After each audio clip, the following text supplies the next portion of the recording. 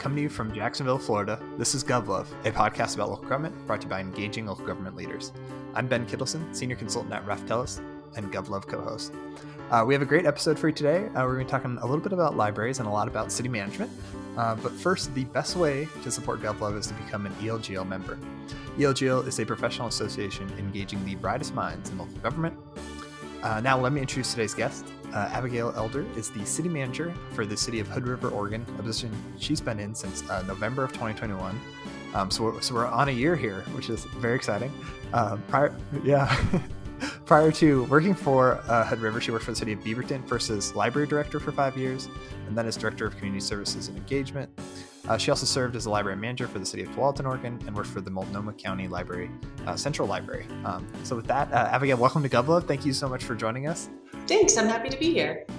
Yeah, it's exciting to mark your anniversary with a GovLove appearance. So this will be fun. And I love entering my second year. The first year is all about like figuring out who's who and where the bathroom is. Year two, things start to repeat, and you can go, "Oh, this is why we do these things." So I think the second year in the job is the very best. I can't wait. Cool. Well, I can't wait to talk to you more about it. So one of our traditions on GovLove, though, is to start with a lightning round to help get to know our guest a little better and let our listeners understand who you are as a person. So my first question for you, what was the first concert that you went to? I think the first one I'm going to say is They Might Be Giants at First Avenue in Minneapolis. I was in college, and I think that was my first real concert, like at a real concert venue in a real city. It was super fun. I loved it. Oh, that's awesome. Very hip first concert too. Nice. And then what book are you currently reading? You know, that's such a loaded question for librarians. I feel judged but I'll say the book I just finished is called Flowers of the Killer Moon, which it's nonfiction. It recounts a series of murders connected to Native American oil rights in Oklahoma in the 1920s and the rise of the FBI. It's a really good read. I don't know very much about Oklahoma or kind of that history. There's lots of times I wanted to throw the book against the wall. I was so angry, but I learned a lot. So I recommend it. Flowers of the Killer Moon. Yeah.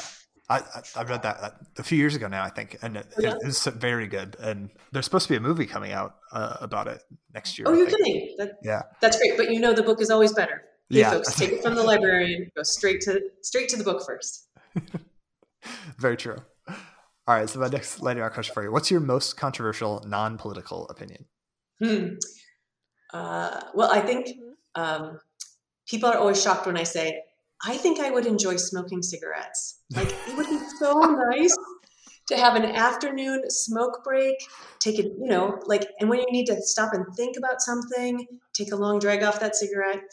People get all caught up in it's disgusting and money for terrible multinationals, but wouldn't it be awesome?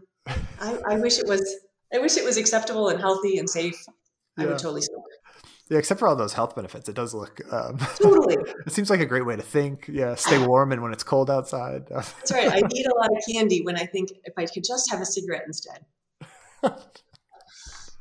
That's definitely the first time I've heard that, so that's good. See, everyone has a reaction. I don't know that it's controversial, but everybody has that gut reaction of oh, that's horrible, and then being like, yeah, it always looks cool. Yeah. All right, and then my last lightning round question for you: where do you go for inspiration? Well, since I can't take a smoke break, that would be inspiring. Nowadays, most days, my dog and I walk up a gravel road near our house, and it looks out. We come to the top of the hill, and we look out at the Columbia River most days. Yeah. And this is working in a small town. I get to go home for lunch most days, so this is a break in the middle of the day, and there's wildflowers up there in the spring and summer. So every day I feel like that environment is changing. It's just that great chance to reflect and take a pause. And I'm super lucky to be living in a beautiful area like that. So I'd say, that midday break.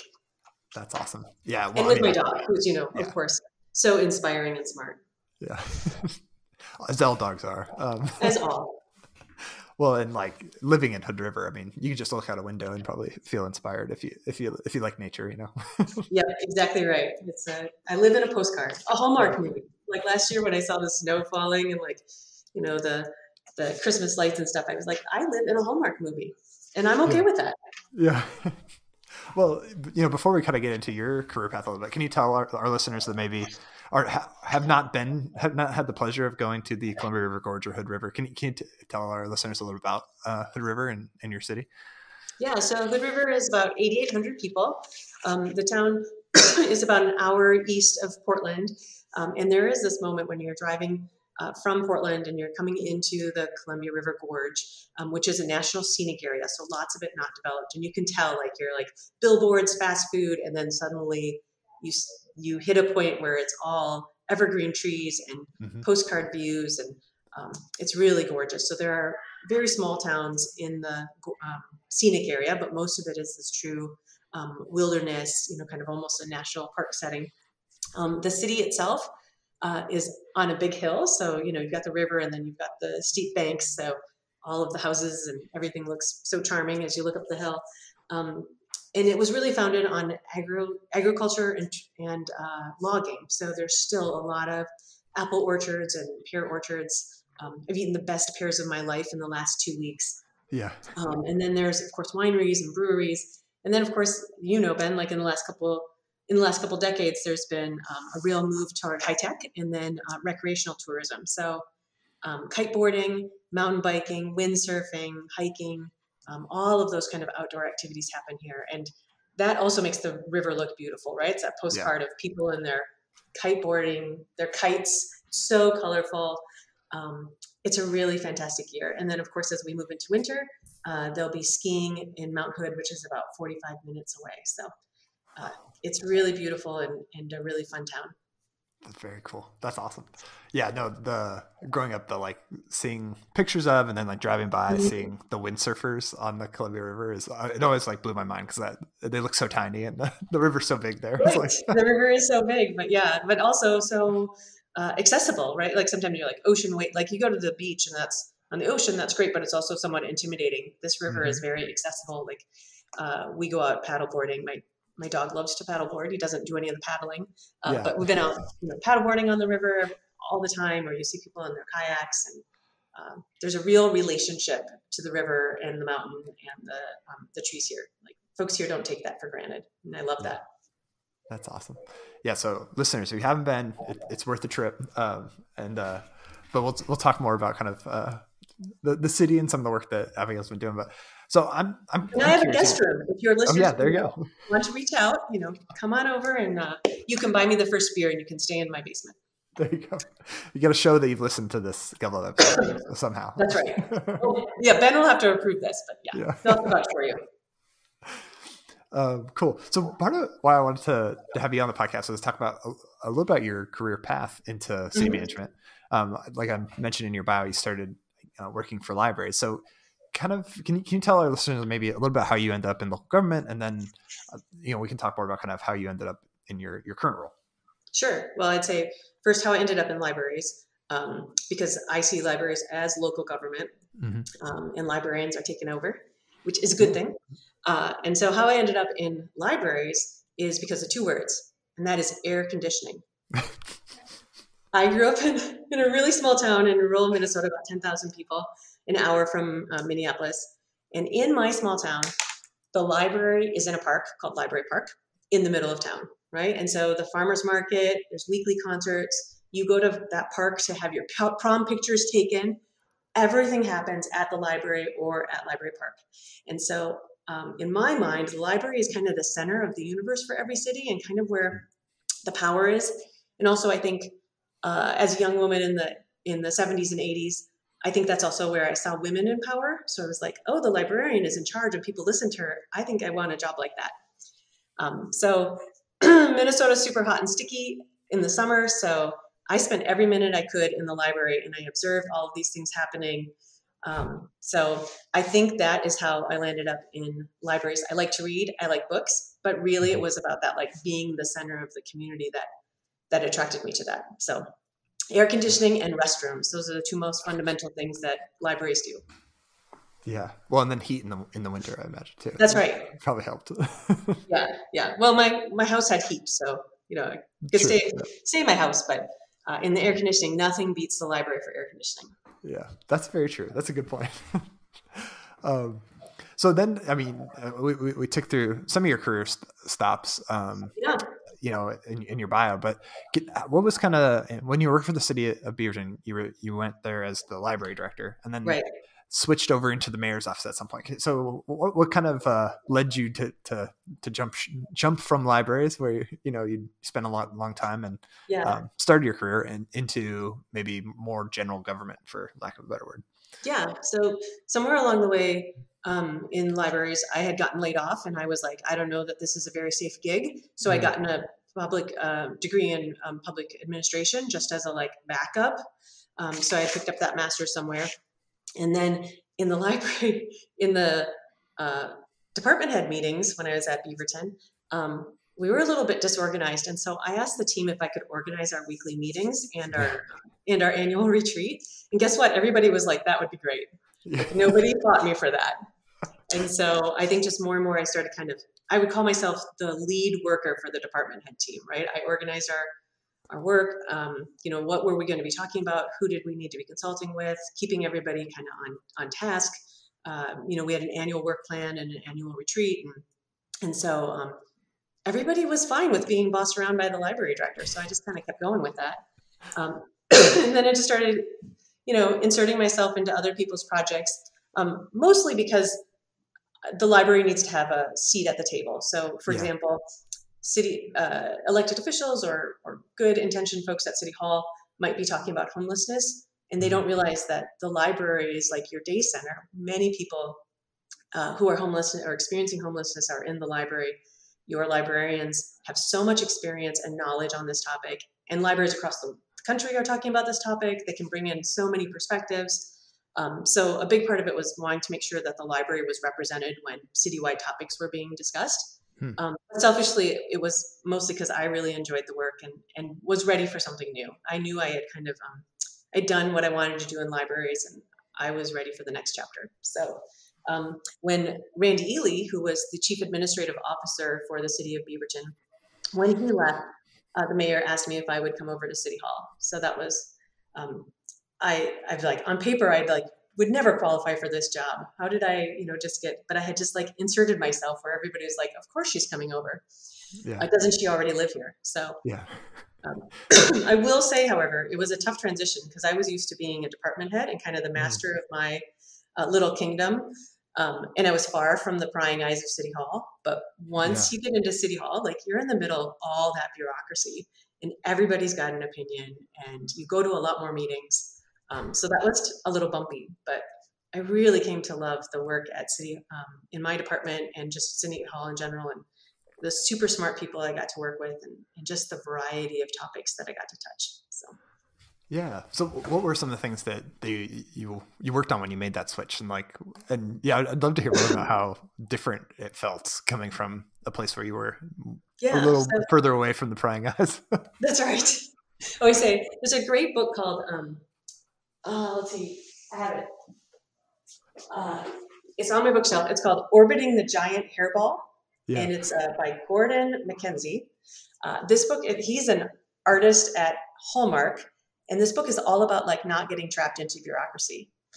So I still keep this as I am the center of bureaucracy now, and I still want to make sure I don't get too trapped into it. So you'll get book, recommendations throughout, I'm sure. Yeah.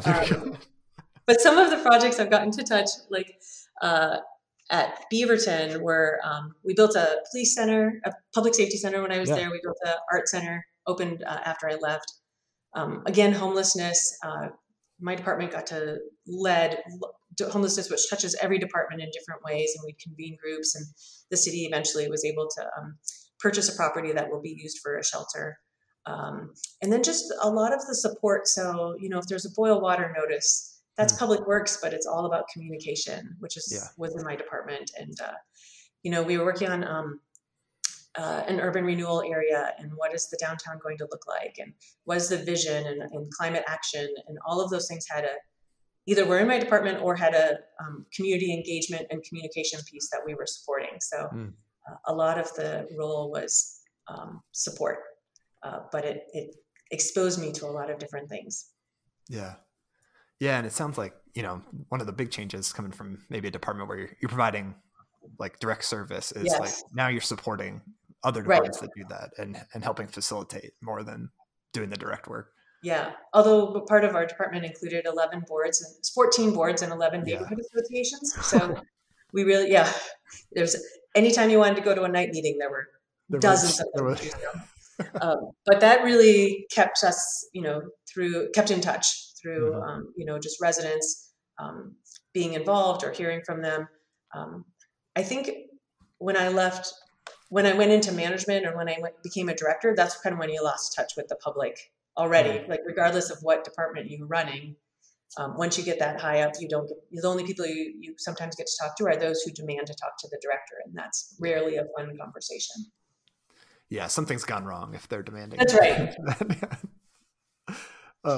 So when you left Beaverton and you were looking to make the next kind of step in your career, I'm kind of fascinated by like what people look for in that role and like what kind of organization they're looking for. So for you, like thinking back, I guess a little over a year ago now, what were you thinking about? Like what were you kind of looking for in that next step, and what about Hood River maybe met those expectations? So I think so Beaverton had gone through a million changes. They had not only the mayor who had been there for more than a dozen years there was a new mayor, and the form of government had changed, and it was really ready for something new. And so I really wanted to be thoughtful about what that looked like. And I decided, as I said, I came from a small town, and I thought I want my next place to be small enough that I can know most of the employees by name, and I can be really involved in the community. I'd worked in a big organization and a small organization, and I found I fit better as a bigger fish in a smaller pond. So that was my first thing, was size. And then my husband is a software engineer, and his office closed during the pandemic. So that offered up an opportunity to move further afield than we might have otherwise. And so it was that chance to cast a wider net, and we agreed that we wanted to live someplace beautiful and lucky. And then Hood River specifically was in their recruitment materials. They talked about the importance of community engagement and inequity, and some of the work they'd done around communications. And I thought, those are the things that I value and care about as well. So I want to go to a city that values input, that seeks out voices that maybe aren't listened to traditionally in government. And this seemed like a place that cared about those things too. So that's why I came here. Yeah, that's awesome. And I mean, I assume as you're going through the process that it continues to check those boxes, but was there anything, I don't know, as you're going through the recruitment process or talking with folks that you're like, oh yeah, this is the place to kind of take my next step and work at? Yeah. I think one thing is the interview process was really thorough. So, there was a community reception, and there was a employee reception. There was a panel of other local administrators, like other neighboring city managers and port administrator. But then there was a community panel, and that definitely felt like the group that I needed to impress. I think there were like 8 people, and they really represented all walks of life in Hood River. And I thought that was I really appreciated that this city council and this recruiter had taken the time to assemble a panel like that and to really listen to them. So that felt good. I would say on the flip side, I think the reason I got the job was because it was 100 degrees outside. All of our interviews were outside because there was concern about a COVID exposure. And I think I just, the other people were men wearing not 3-piece, but wearing suits. And I think I was just the one who melted the least. Yeah. It was intense. That's an extra layer of like I just challenge. Yeah. Right. Oh man. That would add to the stress, I would imagine. Completely. Yeah. Am I hydrated enough? Yeah. Can I get myself off this chair once I stand up? Yeah. Can they see the sweat dripping off of my face, or is it hiding? Well, and then it didn't help, we're all dressed up, and then the panel, they're all in shorts and flip-flops. And I'm like, I want to live in this place. Yeah. If people come to interviews in shorts and flip-flops. Yeah. That's a good sign about culture too, I bet. This works for me. Yep. So when you first kind of started, what were some of the things that you were you were focused on, like in your first, couple months on the job or weeks on the job? Like what were some things that you're like, this is what I want to do on my first few weeks and months? Man, I can hardly think. The first thing was to find a house because Yeah. housing is real hard here. One of my first goals was to meet with all of the staff. So there's about 70 staff members, and I met with people individually. And I had kind of a series of questions about just what are your duties and what do you hope I will change or won't change, and what do you see for the city. And each of those I had scheduled half an hour, and all of them went at least 45 minutes, many of them an hour and a half. So that was a great way to get a master class in what does the city do and where are we. So that was one of my very first things. And then when I came, there were a couple people living in a park, and that had generated a lot of resident comments and concerns. And there were a lot of conversations, and I think that had kind of floundered in the time before I got here. I think they had an interim city manager who was awesome. But that was a conversation I was very comfortable having because I have worked, in libraries and then have led homelessness services in City of Beaverton. So that was a piece that just having that conversation over and over and talking to residents and service providers and stuff, we found a solution for that particular park. And so that was something that was completely not on my radar, but it was a big deal, and was able to step in and quickly, here's the city's role, here's where our service providers are, and here's how we're going to communicate all that out to the public. Yeah. Yeah. That's probably, your background is probably perfect for solving a problem like that right away. Yeah, I don't know that I can ever solve, but a lot of people needed to talk about it. I think it's fairly new to Hood River. We don't experience that. And so a lot of folks just needed to process, what does this mean? Where are people coming from? I'm afraid of the unknown. What services do we have in this rural community? And those were conversations that I don't need to shy away from because I've had them many times. Mm-hmm. Yeah. So in kind of your conversations with staff, what were some things you learned or some takeaways that kind of shaped how you kind of approached your job? Yeah, I think a couple of things are just the city has been really lean for a long time. And just everyone said, gosh, we've had the same number of staff in this department, but the city has grown, exponentially. Or fire is like we have this many people, but we're particularly in COVID, we're running ambulances to Portland like nonstop. Or fire has become more complicated because of climate change. So there was a lot of just kind of what is the workload, but also just a lot of pride to work for the city, and a lot of the city has good infrastructure. Like we have a lot to do, but we're up to the challenge. So that was kind of awesome to learn. Yeah. Yeah. That's good. Those are probably good things to know when you're coming in, right? But people feel stretched, but at the same time, they're proud of their work, and there's good bones. Yeah. What about kind of working with city council? I know that's something I'm always interested in, is how do you kind of set up those relationships? What were some of those initial conversations around goal setting and work planning like? How did you kind of approach that coming in to the organization? Yeah, I have a really awesome city council, and we're talking in early November. 3 of them are not running for re-election, and so I'm like, half of my bosses are leaving me. Is it me? Did I do this?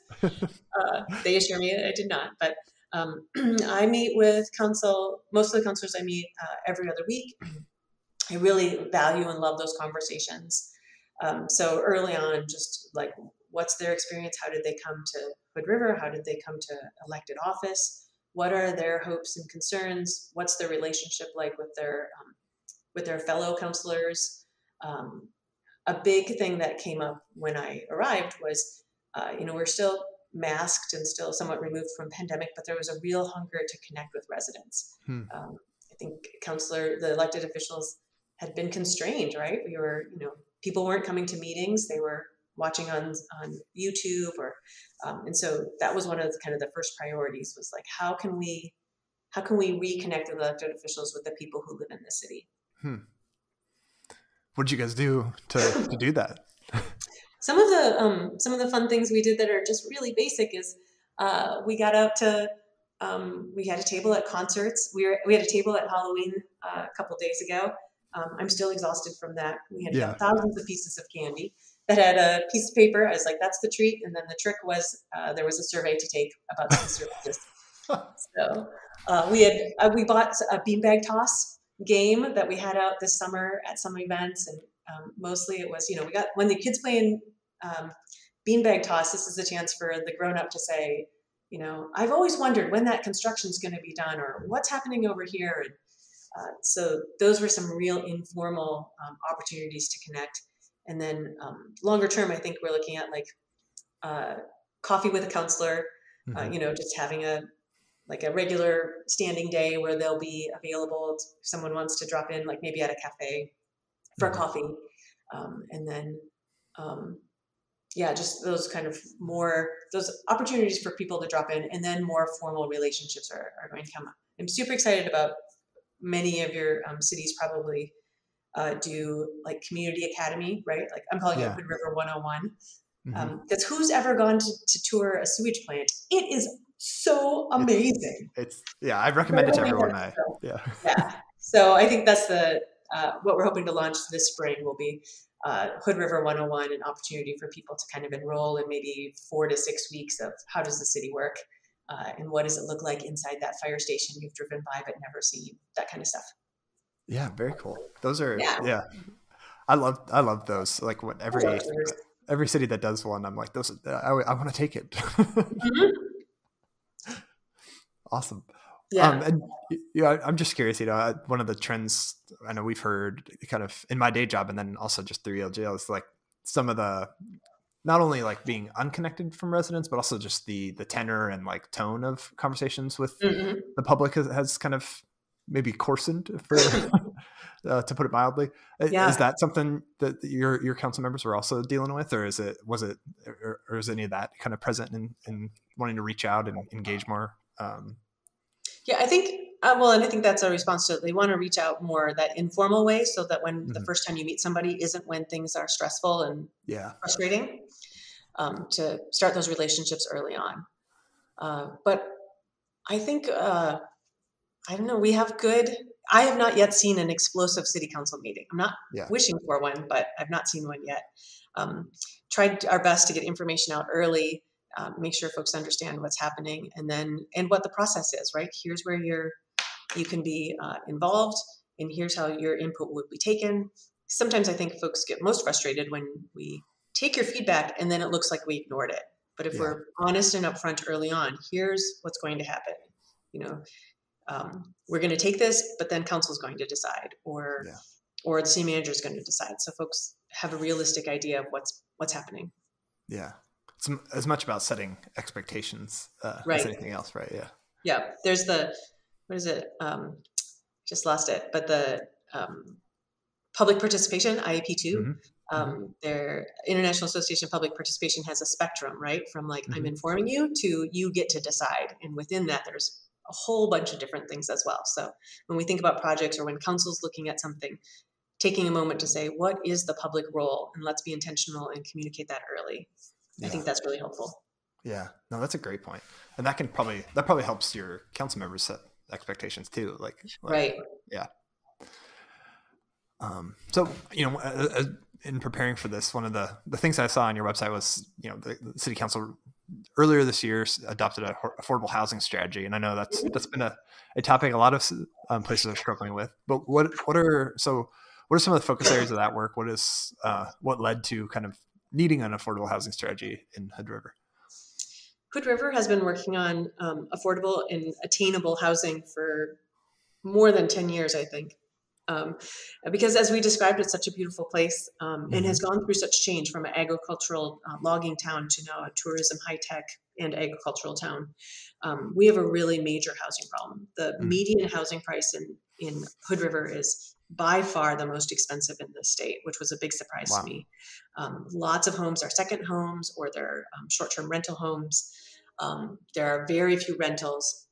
And in the city, we're constrained. We can't build out because of the National Scenic Area and Oregon land use laws. But it's also hard to build up because we're on this very steep hillside. it takes a lot to build here. So like the easy flatland has been developed, and now the areas are more complicated. So all that to say, we have an expensive housing market. So, and as a result, we suffer. Like some of the tourism places and, restaurants and like other places, they're lacking employees because people can't afford to live here. And when I met with city staff, of the 70 staff I met, more than half of them said they live outside of town. They'd like to live in Hood River. And it's not like we're a suburb of another town. Mm-mm. The closest town in any direction is, across the river, or 20 miles in either direction, to the Dalles to the east or Cascade Locks to the west. So it's not like there's another, like, oh, I can't live in that suburb, so I'll go live in this suburb. This is it. You drive a long ways. So some of the things that the city has done in the past has been, they started a construction excise tax to fund affordable housing. We waive system development charges on affordable housing and selected projects. And then 7 years ago, they put in restrictions for short-term rentals, some of which took effect immediately, and then some came in gradually, and then some of them will. Some people have had a short-term rental for 7 years, and that will sunset in 2023. So that's going to be a super fun time to talk to people who have had short-term rentals, have relied on that income, and now the city is, denying them a continuing license. But we have to improve the inventory of housing stock here. So, and then right before I got here, the city made a really major move, which is they purchased 7 acres of land to build 129 units of affordable housing. So, so the city spent more than $1 million to purchase this parcel, and they hired a developer to develop it. And now we're seeking state and federal funding to actually build it. But the city's definitely put their money where their mouth is. And then you just mentioned that we had the Affordable Housing Strategy Task Force. Mm-hmm. That was a great project. I can claim no credit. It started before I got here. But the city made a real effort to have a group that was truly representative of the community. There were renters, there were property owners, there were employers, there were, families, there were single people, just really got together a group that studied for 6 months all of kind of the different options. And 2 things that came from that council has already acted on was tax exemption for qualified nonprofits doing affordable housing. So if a community land trust were to develop a property, that property would be exempt from property taxes, and they would already waive their STCs to lower the cost of acquisition for that. And then we heard from a member in that task force that they were concerned about losing their apartment because their landlord was looking to make individual apartments into short-term rentals. And so that was a loophole the city had not recognized, and council moved very quickly to close that loophole in its short-term rental regulations. So these are things that we as a city might not have known about or seen if we hadn't had residents with real life experience at the table advising council. So that's been really great. Yeah. So, that's the kind of interesting tension, like, especially for a place like Hood River where, you're maybe not reliant on tourism, but it's a big factor in kind of why folks come into town. So what is that kind of, that's a cross pressure, right? Of like, you want your people to be able to live in town, but you also want some inventory for folks to be able to visit. So what were some of those conversations around, like, how will this impact tourism to reduce short-term rentals versus, also wanting to, have more affordable housing? Right. So I think that tension is always here, and it plays out in lots of different ways, right? Folks say, we have this fantastic river, but I don't ever go down there in the summer because I can't find any parking. Or I love that restaurant, but I can never get in. So tourism is ever present here, but we also recognize it's a major employer, and many people moved here because they love it. They also engage in those activities.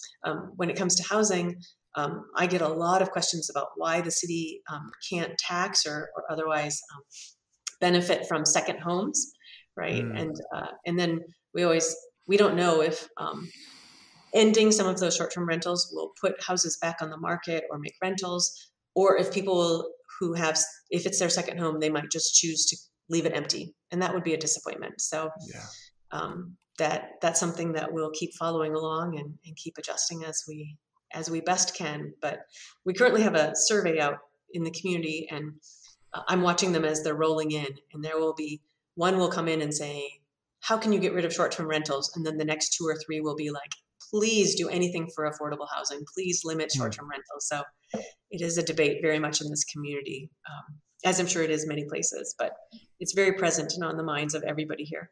Yeah. Yeah. Well, it's also, I imagine, like for folks that do end up buying a house or, and it can build, an ADU or whatever, like that, that little extra bit of income probably helps a lot. Right. Right. Yeah. Yeah. And I think there are folks who have retired here, and that's part of their retirement strategy, right? I'm going to rent a ADU, or I'm going to start a short-term rental, and that income will supplement. So we're not just talking about like rich people renting out their house, their second house. We're also talking about just the whole range of people and their hopes and dreams. And that's why I love city government, right? Yeah. We touch people where they are. It's really practical. Yeah. Are there any other kind of strategies the city's pursuing around affordable housing, like, or anything else you'd highlight, I guess? Yeah, some of the longer term things. The city, I anticipate will invest in land banking as land becomes available. Use city funds to purchase it, and then we have talked about but have not pursued yet maybe a bond for affordable housing. Of course, the Portland metro area passed a bond a couple of years ago that's developed some affordable housing throughout the area. So kind of look at that as a model. But the biggest thing that we're working on in the short term is creating a new urban renewal district on the west side of town that does have some land that would really do a lot of the infrastructure needed to unlock that land and provide some funding for affordable housing. So that's kind of new. The city has a lot of urban renewal districts, but we've never used urban renewal dollars for housing. So there's a lot of enthusiasm for that, and we hope to start that next year. Very cool. Awesome. So we'll have to have you back once the shovels are moving. Yeah. Well, urban renewal is like a 30-year timeline. So maybe have me back in 30 years. Yeah. We'll have to do more than one, I guess. That's right. Maybe some chickens. What about kind of, I know one of my favorite hobby horses is around like missing middle housing and increasing, like doing more to increase kind of a slight density rather than like huge towers. Is there any of that kind of going on in Hood River? Yeah, so the city of Hood River, because it's under 10,000, was not required by the state of Oregon to do a middle housing code. But the city chose to do that. So they did all of the work to have a study and then put together code to encourage middle housing. And then it's been implemented, but it actually had been in court for, since before I got here, so almost a year. And just recently, the city, the code was upheld, or the appellants chose not to continue the appeal. So the city has that, and there have been a couple developments that are currently underway that are explicitly using the middle housing code. So that feels good. The city's really set that environment. Now it's up to developers if they choose to use it. Awesome. Very cool. Yeah. Were there any other kind of like, big focus areas or topic areas that you kind of walked in and had to pick up or continue the work that maybe started before you came in the door? Well, the city has leaded joint water pipes, which are not lead pipes, not like it's leaching into your water, but leaded joints. And the state has required for a long time that the city has to replace those. So we have miles of pipe. It's a 10-year plan, but the city is a little bit behind, and so we're trying to do a lot to catch up. So a lot of infrastructure projects, a lot of torn up roads. And then, I said how much I love touring the sewer plant. The city has its own wastewater treatment plant that's operated by Jacobs Engineering, an outside firm, and that they do a great job. But there's a lot that needs to be done on wastewater treatment. And a month after I started, our public works director left. Oh, no. So I have learned so much about wastewater. Yeah, I bet. We had to jump in and we just filled that position. I actually left the position vacant, and the public works director continued to work for us about 10 hours a week from Chicago. So we, Wow. So this is the modern world. So we've got a lot of projects to rebuild and to build and to expand and upgrade our technology. You can imagine we flow into the Columbia River, so an E. coli event here is a big, big, big, big deal. Mm-hmm. So we're upgrading our UV system and other pieces to meet environmental quality standards. Awesome. It's really cool. Yeah. Yeah. So if you're talking UV systems, then you're really in the weeds on the Right. wastewater treatment. Ask me about how the bugs are doing today, Yeah. right? I get kind of a report, and our wastewater treatment plant is actually on the riverfront. It's been there forever. Mm-hmm. So it's in the middle of a major tourist area. Wow. And so, odor control and water quality and how it looks aesthetically, all of that is important in a way that it wouldn't be if it was, in the middle of nowhere or, on the outskirts of town. So. Oh, yeah. Interesting. Yeah. Next time you visit, anybody comes to visit and they come buy me a beer, I will give them a tour of the sewage plant. Oh, well, now I'm coming. It's definitely got you've never seen a better view from a wastewater treatment plant than you can from ours. Yeah. Yeah. Oh, I never thought about that. Cause of course, you want it to be downhill. So naturally it'd be next to the river. So that's what I've learned about Hood River. It's all about gravity. Yeah. Yeah. Awesome. Okay. Well, now next time I'm in the area, I'm getting a tour. I'm going to find you and we're going to get a tour. I'm going to put this on TripAdvisor. Good. Yeah. Like, what's the best thing to do in Hood River? Tour the treatment plant. Yeah. It's the best view of any treatment plant in America. I need to add a gift shop to the treatment plant. That would help, diversify our revenue. Now we're talking. Now the ideas are flowing. I like this. Council will be thrilled. This is how our city manager spends her time. Yeah. So it's been one full year on the job. So I'm curious, kind of looking back on your first year. Has there been anything that surprised you in your role, or anything that you're maybe most proud of that you worked on? Man, I think one thing that surprised me coming from the urban area. If you think about the pandemic in 2021, I came from a city where the city hall was still closed to the public.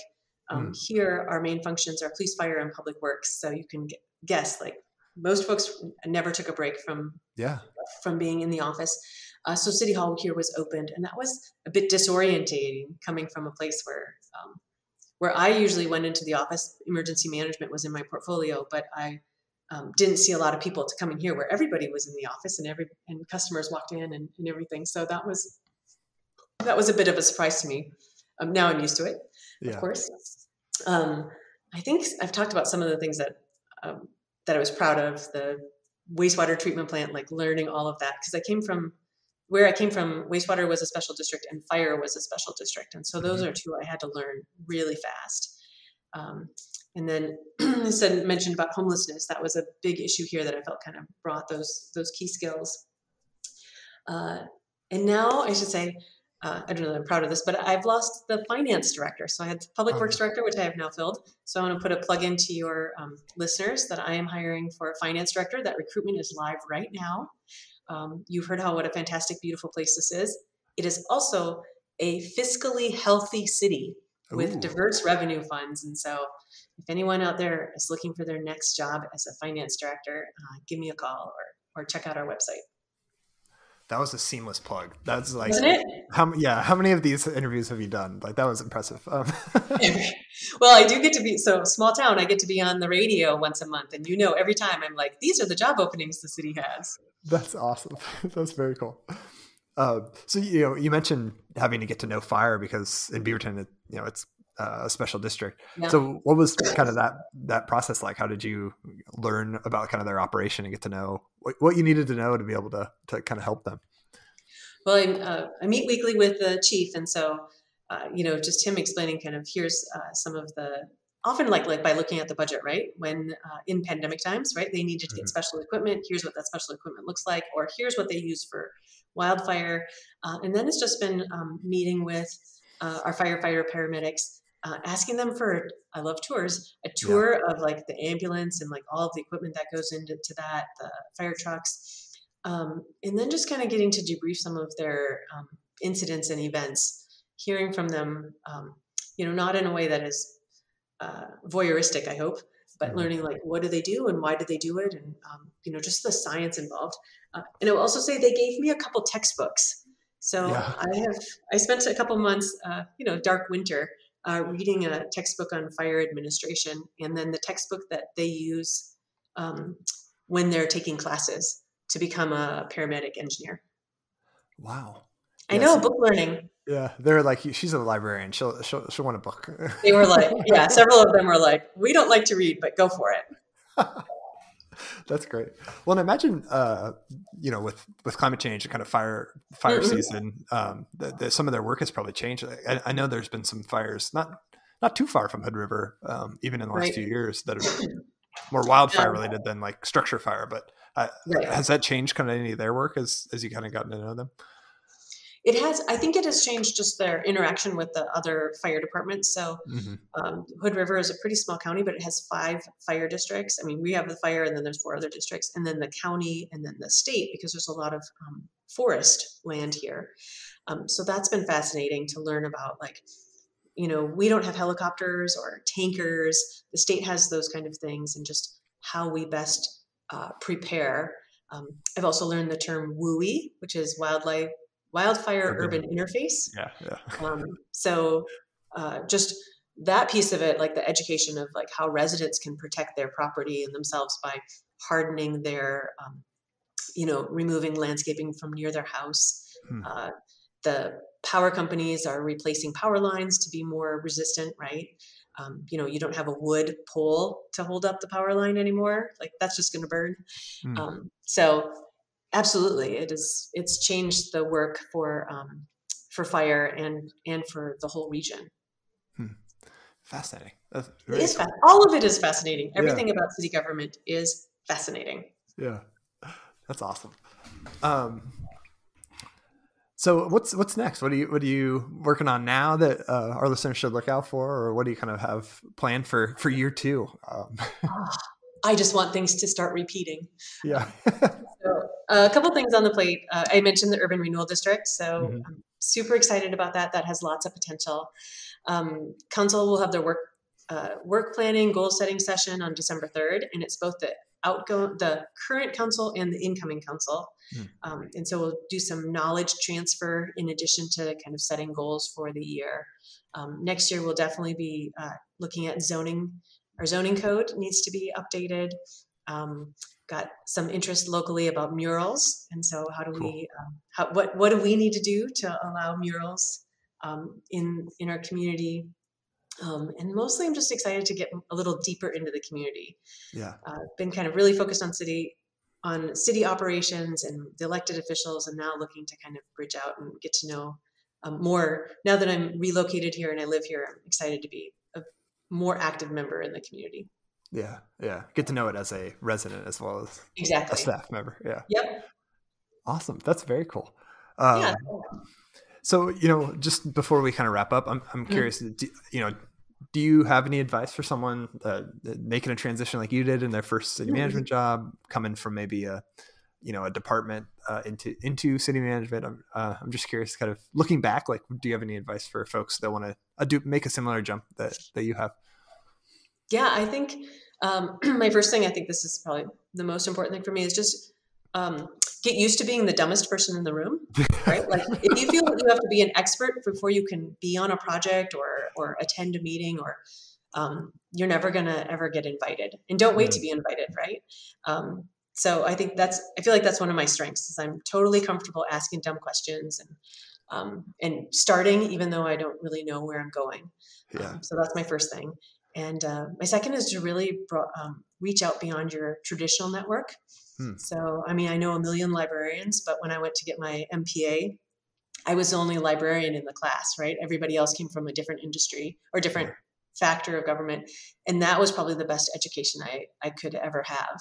I learned about trash. I learned about transportation. I learned about emergency management from my colleagues who I never would have met if I waited for them to walk through the library doors. Very good. Yeah. In the time that I've been here, 2 more library directors in Oregon have become city managers. So it's a thing. Yeah. No, that's very cool. Yeah. It's a trend. Yeah. Trend. We're happening. Yeah. Well, and like to your point, like being curious, wanting to like find out about other, operations, like, and then being able to facilitate tough conversations with the community. I mean, those are Yeah. great skill sets for any leader, let alone a city manager. Totally. And I guess the other thing I would say is manage staff. Like as a librarian for 20 years, I've gotten to work with hundreds of people, and I know lots of different styles, and any job that you take in government is going to include working with other people. So my MPA actually is not a local government focus. It's an HR focus. And I think that serves well, because whether you're an engineer or a firefighter or a police officer, you're still a human being, and you're an employee who wants and needs certain things and deserves those things from your managers. Awesome. That part's universal. Yeah. Yeah. Well said. Well, I mean, I think that's as good of a place as any to wrap up. So we have a traditional last question on the podcast. It's always the hardest one for our guests. But if you could be the GovLove DJ, what song would you pick as the exit music for this episode? Well, since I mentioned that my first concert was They Might Be Giants, I feel like I should pick Birdhouse in Your Soul, which is probably their best favorite song. And I'm going to sing it in my head for the rest of the day. Okay, perfect. Awesome. Well, our producer will get that queued up. And with that ends our episode for today. So Abigail, thank you so much for coming on and talking with me. I really appreciate you sharing your experience and talking about your job and your work in Hood River. Thank you so much. Thank you. I look forward to seeing everybody here in Hood River this winter or next summer. Yeah. Oh, don't worry. Next time I'm in town, you're getting a message. That's awesome. City Hall is on 2nd Street. You can't miss us. Perfect. Stop by anytime. And for our listeners, GovLove is brought to you by Engaging Local Government Leaders, and the best way to support GovLove is to become an ELGL member. You can reach us online at elgl.org/GovLove or on Twitter at the handle @GovLovePodcast. Subscribe to GovLove on your favorite podcast app. And if you're already subscribed, go tell a friend or colleague about this podcast. Help us spread the word that GovLove is the go-to place for local government stories. And with that, thank you for listening. This has been GovLove, a podcast about local government. Who watches over you? Make a little birdhouse in your soul, not to put too fine a pine on it. Say I'm the only bee in your bonnet. Make a little birdhouse.